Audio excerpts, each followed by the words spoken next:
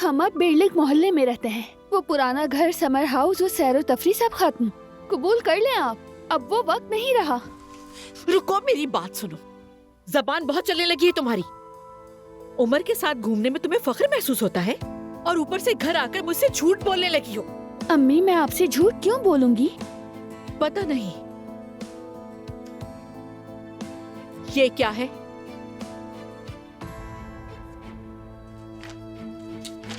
मुझे इस बारे में क्यों नहीं बताया तुमने? कल मैंने पूछा था ना तुमसे, मगर तुमने छुपाया। होशियार बन रही थी। तो तुम्हारे ख्याल में क्या ये झूठ नहीं था? माशाल्लाह, तुम दोनों ने तो बहुत ही अच्छा मंसूबा बनाया है।